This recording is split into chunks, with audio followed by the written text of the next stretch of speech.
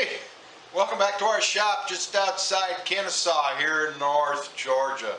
Well, today's project is going to be a complete refinish of this Tell City maple rocking chair. It's probably from the 1950s sometime. The finish is starting to alligator. It's gotten very soft, and there's places it's worn clean off. So the chair needs to be completely refinished. Well, the interesting thing about this project, and the reason I brought you along, is that the client is extremely concerned that the chair maintain a match to the original color that was manufactured by the Tell City Chair Company. And I told him that I wouldn't have any problem being able to match the existing color using, stains and dyes that I have here in my shop. But he went one step further and he bought a quart of wiping stain that's ostensibly the same stain that was used when the chair was manufactured. I don't know anything about this stain. I don't know anything about how accurate the color is going to be. So I've been waiting to strip the chair to make sure that once we got the stain, we could adjust it or use it and make sure that it matched the chair before we took this original color off. Now obviously this chair, if it was made in the 50s, is what? Let's say it was made in 1950. That's 68 years old and it's going to have faded. So I don't know how accurate this stain is going to be to the existing color. And if it's significantly off, I'm going to put the brakes on this whole project and bring the client in here and make sure he's happy with this before I strip this. So what I'm going to do to test it is go get some pieces of maple up in the attic, and we're going to cut them into small pieces. We're going to spit seal them, a pre-stain conditioner using a shellac spit coat like I would on this chair. We're going to apply this stain, we're going to let it dry, we're going to top coat it with some lacquer and make sure it looks like this before I strip all this off and lose the original color. I could pretty well match this myself, but once all this color is gone and we apply this, we may be in the dark. So that's what we're going to do next. Okay, I've cut up some pieces of scrap rock maple or hard maple. I've got some a spit coat of shellac here, and this again is 4 or 5 parts alcohol to 1 part shellac. And we're going to seal this up on 3 sides.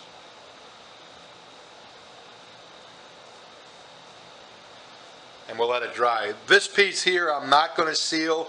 I'm going to put the stain directly on it just to see how much the spit coat affects it. Obviously maple is one of those woods that will blotch sometimes if you put a wiping stain on it without sealing it. So we're going to try to avoid having that happen.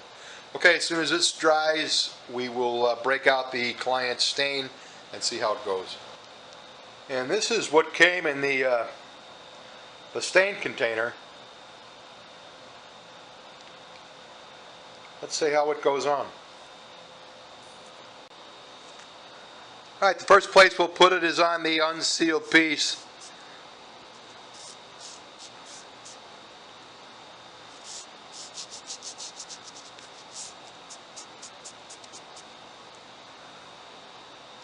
My first reaction is it is very, very brown.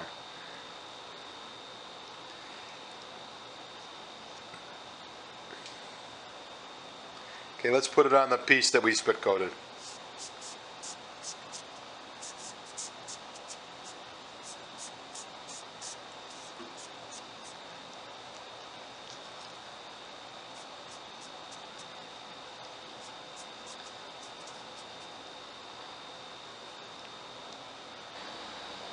Now against the white background, you can see how dark the unsealed piece is versus the piece that we put the spit coat on, and we do, in my opinion, have some blotchiness that we don't have here.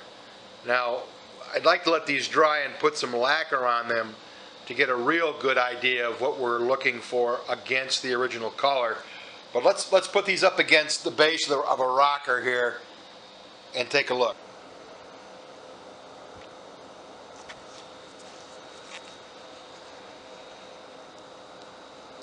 Boy, I don't know. don't know if there's enough orange in this stain.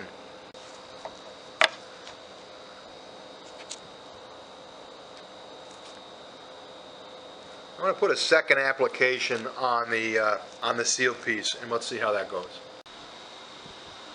Okay, here's the two stain samples. Now they're drying, but they haven't been top coated yet.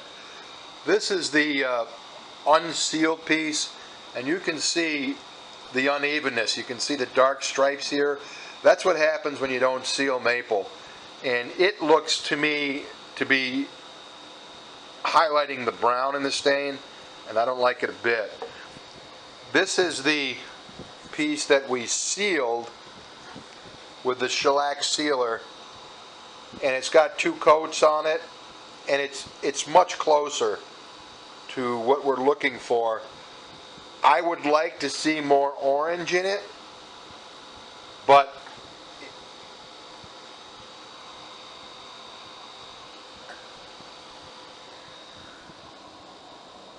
I think we're fairly close.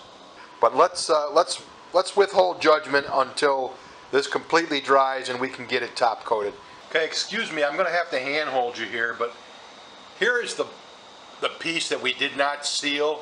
You can see that this seems to have taken the brown of the stain much more, and again we have that unevenness and the blotchiness. You can see in the upper left hand corner that darkness.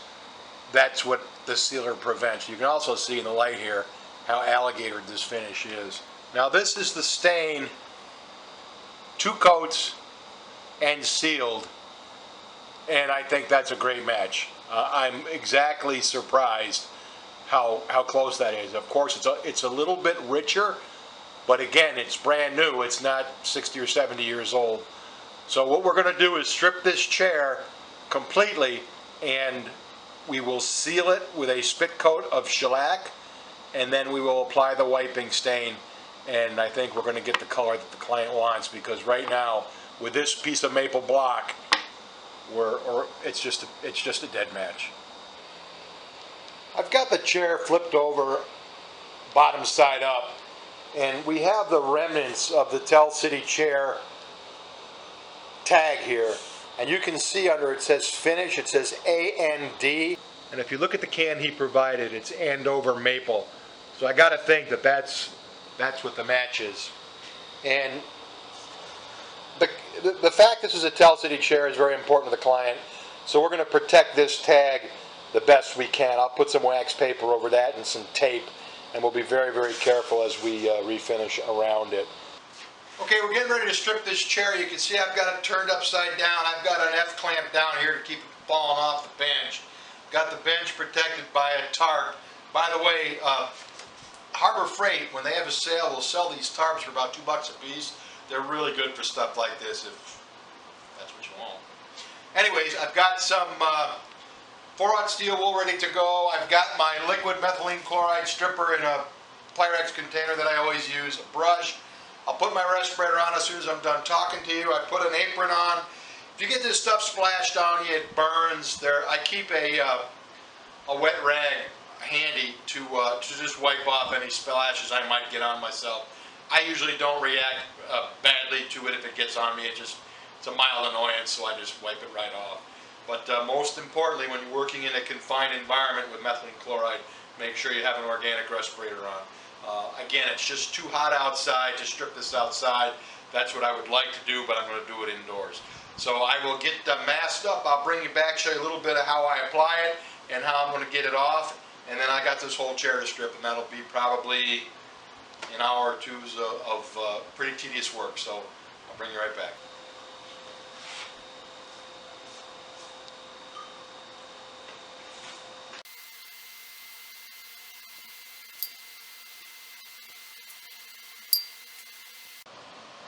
Okay, I'm talking through my mask. I apologize if you can't hear me, but I wanted to show you up close.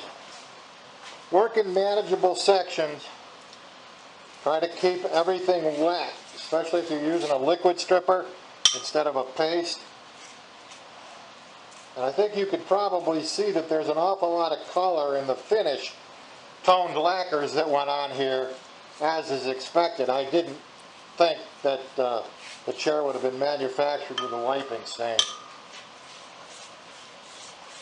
And you can see we've got some paint splashes on here that are coming up.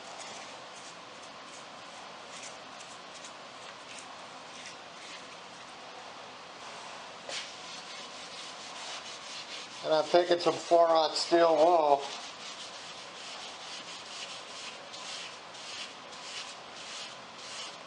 and working off this finish. And we've got lots of spindles, lots of turnings, lots of challenges. And there definitely was a toner on top of the color that's in the wood. But what's nice is that we have a lot of color left in the wood. So we actually may have to thin our color down so we don't go too dark. But we'll see. We'll cross that bridge when we come to it. I have had some questions on how I get into these turnings. I use a brass brush. I just dip it in the stripper and then gently run it in the turnings. The brass is soft enough where it won't scratch the wood, particularly a hardwood like maple. And just work it in there and get that last bit of finish out. Well, the stripping on the underside of the chair is done. You can see there's a lot of color in the wood itself, and there was quite a little bit of color in certain places that was applied over the finish. You know, by that I mean the guys in the finishing room that either glazed or toned the pieces. And you take a look at the legs, you see this one here looks to be, you know, fairly straight grain maple. And then there's a whole lot more grain here. Same thing with this stretcher. And then this piece here looks to be maple, and this piece had the most toner or glaze on it of anything. When I put the stripper on it, the color just basically ran down. So as we do this, we learn what the factory did to give it the color it had, and it'll help us when it comes time for us to do the color. What I'm going to do now is take some lacquer thinner on some 4/0 steel wool and give it a good scrub and get the last of the finish off of it. And then we're going to flip this upside down and start on the other side. So here we go. And I'm masked up again. I got some lacquer thinner in here, 4/0 steel wool.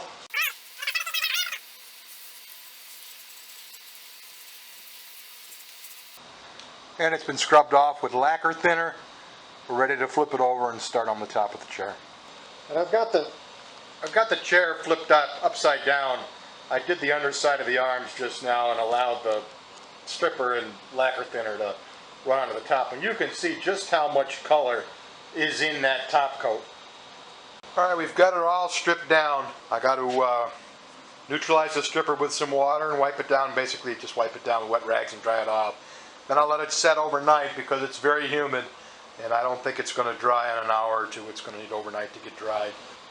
And she's been water rinsed and wiped dry. And what I do now is I just go over the piece with a fine tooth comb, and if I see any bits of remaining finish, I just take a rag with some lacquer thinner and get that taken care of. You know, there's 1,000 carvings here that we've gone over and over with the wire brush, but could you miss a spot? Sure you could. So now's the time to make sure that it's stripped the way you want it to be stripped before you start to refinish it. And the other thing this is good for is as you go along, you can see if there's any little tiny repairs that you might want to take care of. And for example, you can see here there's a nail hole where I guess they must have assembled these and popped some brads in there. And like, for example, right here on this leg, you can see one here. And what I'll do is I'll countersink that and fill it before we refinish this. Little things like that that give you a real nice job. So we're going to let this dry overnight, and we'll be back tomorrow and get back to work on this. Good morning. It's just an absolutely beautiful day here in North Georgia. I hate to say it, but let's get in the shop and get to work. Good morning. She's had the night to dry off. I came in the shop early this morning and gave it a light sanding with 220. And I think we're ready to apply our spit coat of shellac. One more time, a spit coat of shellac is 1 part de-waxed shellac. I use Seal Coat by Zinsser, and then 4 or 5 parts of denatured alcohol. It will soak into the wood, the shellac will dry, the alcohol flashes off, and you get a more even absorption of a wiping stain. And I'm just going to apply this with a chip brush, and because of the nature of what it is, it's very thin, so watch drips and all. But that's all there is to it. I'll bring you back when I've got it all on. And the seal coat's had a chance to dry. To sand the flat spots, I'm using this piece of 220, rubbing it with my hand, dragging my hand behind the paper so I can feel how smooth the finish is. And then for the turnings, I'm using this piece of flexible 320 sanding sponge. And we just go around all the turnings, make sure that we take the time to get up inside the grooves and get it all sanded. This is already the second time that this piece has been entirely sanded, and it will get sanded between every single coat. And it's time consuming, but it's the key, in my opinion, to getting a really nice smooth finish. So let me get the rest of this sanded out, and then we will come back and stain it. Okay, I guess we're ready to put some color on. Let's start in an unobtrusive area like the underside and see how we do.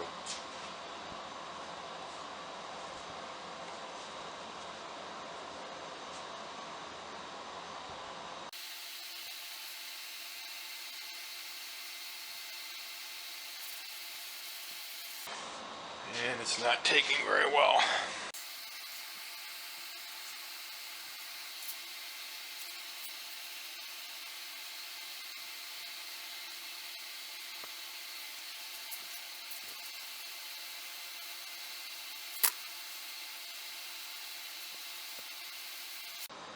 Okay, hopefully you can see the stain is on. It's penetrating very slowly. I've never used this stain before, and I'm really wrestling with how long to leave it on.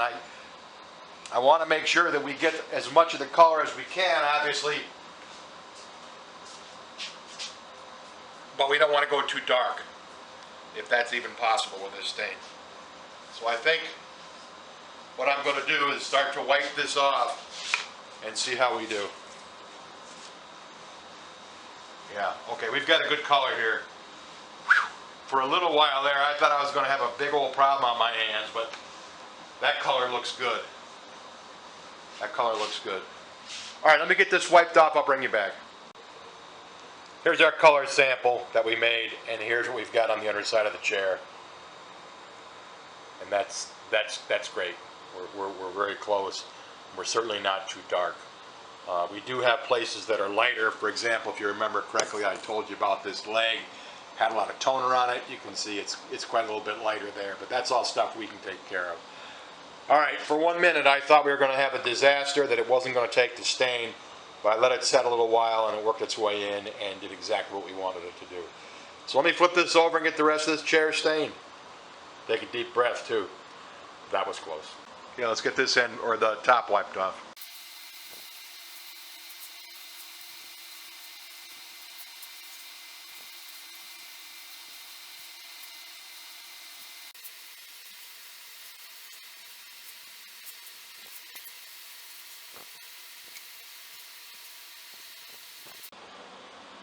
Not bad. We're close.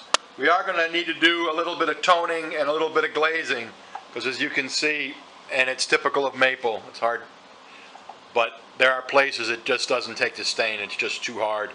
And we've got that, we've got this leg that's light, so we'll tone and glaze those and pull it in. But the main body of the chair is the color the client wanted. And Stuart wanted me to remind you that these rags are oil soaked. And if you do this, make sure that you air these rags out before you throw them away so they don't spontaneously combust.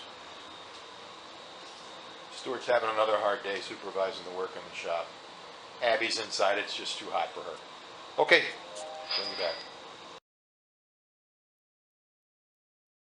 Hey, welcome back. It's day 3. We gave the stain 24 hours to dry just to be on the safe side. So today we're going to get this sealed up and start working on some color touch-ups.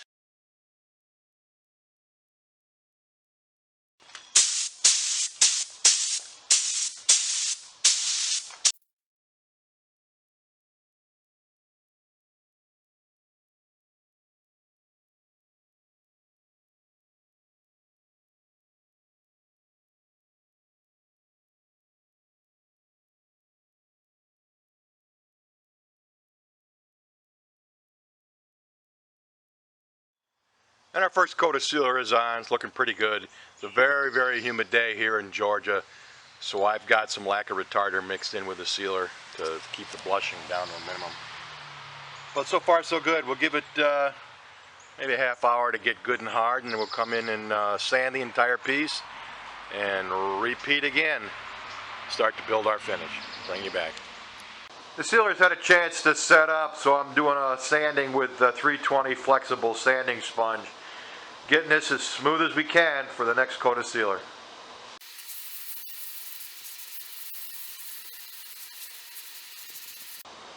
Okay, using the 320 flexible pad, I've got this whole chair sanded back down again. A tip for you, when you sand off these sealer coats or when you're sanding in general, the best tool for you to know how good of a sanding job you do is your hand. Rub your hand over. If you feel a rough spot, go back and sand it some more. And of course, when you're all done sanding, make sure you get this dusted off and brushed off and wiped off so it's ready for its second coat. This is going back outside. It's getting the second coat of sealer. When that sets up, I'm going to buff it off with 4/0 steel wool. If I think it needs a third coat of sealer, I'll put that on, and I will bring you back when it's time to get the color work done. So stay with us. And I'm getting ready to mix up some toner, so I've got it ready to go. And I wanted to show you kind of how I go through this. If you take a look at this, the splashes on the outside of the can, this is the stuff that we put on. And you can see it's very brown with a hint of red in it. So when you start to hear brown and red together, you can start to think of like burnt umber and also Van Dyke brown. Now the reason I'm sharing this with you is because this was something that I really struggled with when I first started. But if you take a look at this dye stain, this is Van Dyke brown. You can see it looks almost black here. But up here you can see where it's thinned out that brown is a pretty good match for that right there. And remember, we want to start light with this and work our way up.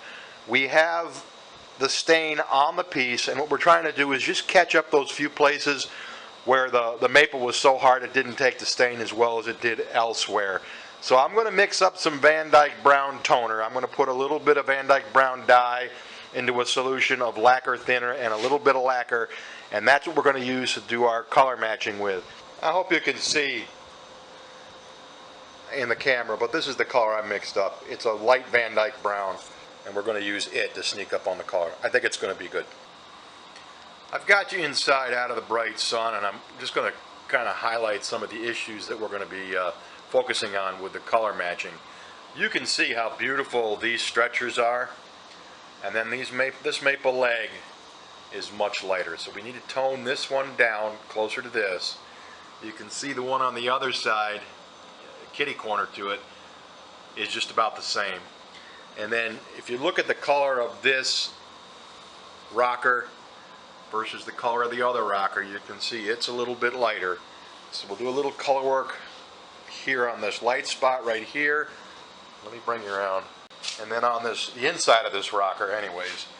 And then the tops of both rockers are just a little light. So we're going to do a little color work there. So the tops of the rockers, this leg, the caddy corner leg, and the inside of this rocker. Now the other place we're going to tone is the top of the arms, which are a little bit lighter than I'd like them to be.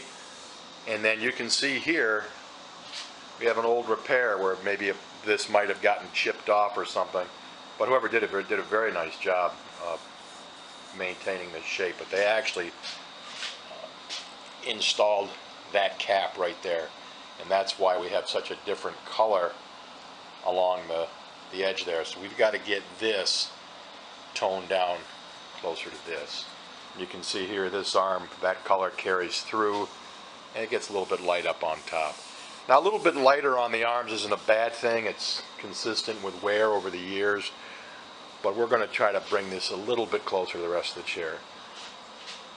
This and this are absolutely dead nuts on with our color sample. So all of this part of the chair is absolutely perfect. The chair seat's a little bit lighter. I'm not too concerned about that. We'll take a final look at it when we're done with the color. But those are the color issues we're going to be taking care of.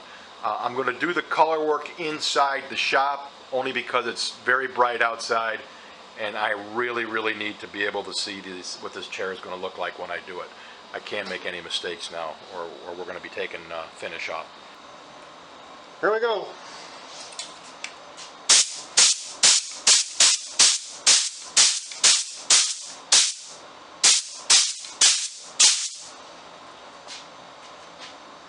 Yeah, you can see how that's pulling in already. That's great.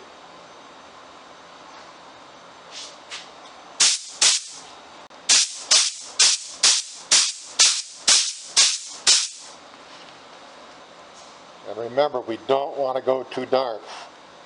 That looks really good. All right, let me get the rest of these spots touched up. I'll bring you back. Okay, I'm real happy with how those color touch-ups turned out. If you remember, this leg here was so much lighter than the rest of it. It's now exactly the same color.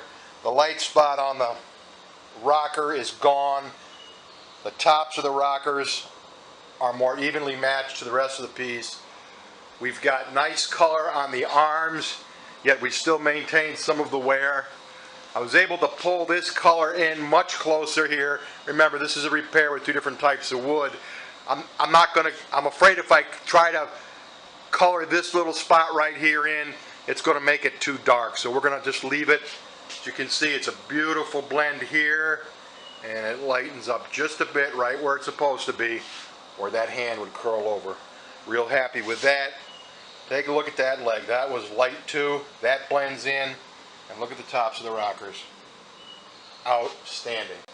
And just in case you forgot, there was our color sample. What do you think about that?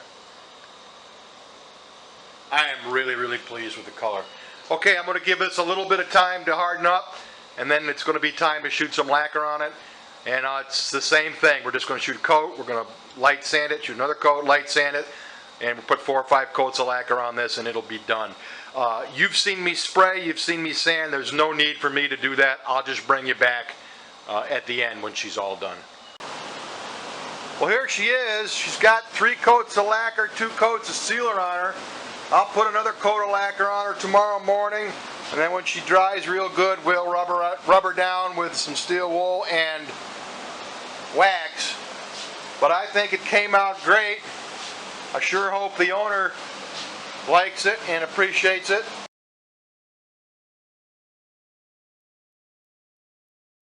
Well, I hope you enjoyed that video. I decided to do the outro inside the house where it's a little bit cooler and I can put on a collared shirt so I don't look like such a pig to you all. The purpose of that video, of course, was to show a project where the client provided a wiping stain that was very important to him, that color be the outcome of our project, and some of the challenges that we faced in fulfilling that request. And I hope you found that to be valuable. The piece came out wonderfully. I'm hoping he likes it.